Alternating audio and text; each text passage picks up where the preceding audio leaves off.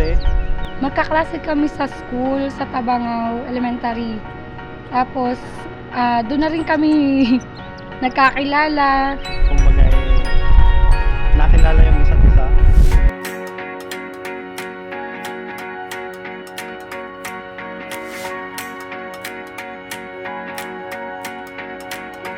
Teka lang. Teka lang. Take two. Tapos, one time, recess time nun, nung bumili siya ng sopas, tapos ako yung nagtitinda, kaso tinapon niya sa akin yun.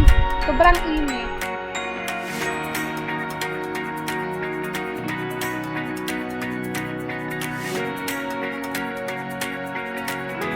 Nag-start yung love life namin dahil sa slam book. Kasi nabasa ko yung mga sinulat niya doon and nakita ko na isa pala ako sa mga naging crush niya. Yung love life na story namin, nakakatuwa kasi talagang dinaan pa namin yan sa meron kaming love note, love letter, isang notebook na exchange love note. Every day, kailangan meron akong love letter sa kanya, tapos sasagutin niya din yun. Sometimes may nare-receive din ako ng mga flowers galing sa kanya na pinipitas lang kung saan. Tapos yun, hanggang sa tinukso-tukso na kami ng mga kaibigan namin, kaklase. And sinasabihan nila ako na nililigawan ko daw siya. Eh yun naman, nililigawan ko nga siya.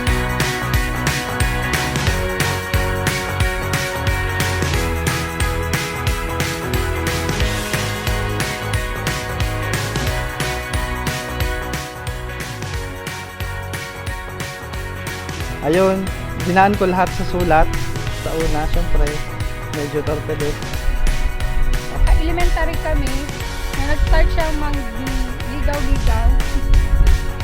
Nagbubuhat pa yan ng tubig. Ayun, hanggang sa siya na din nagsusundo sa akin dun sa may gate. Hindi nagtagal, napako ko naman siya. Tapos yun, hanggang sa na-realize namin, oh sige, seryoso, kami na pala talaga. April, kahit anong mangyari, basta lagi mong tatandaan, andito lang ako palagi. At KR, ang aking mahal. Sana maging matibay pa tayo hanggang sa huli. Everyday pa lang na nakakasama kita, lagi mo na lang akong kino-comfort. Kahit na alam mong nangihina na ako, ikaw yung magpupush sa akin sa mga bagay-bagay na kaya ko yan. Mahal na mahal kita, yun naman yung importante. Halos kalahati na ng taon ng buhay ko talagang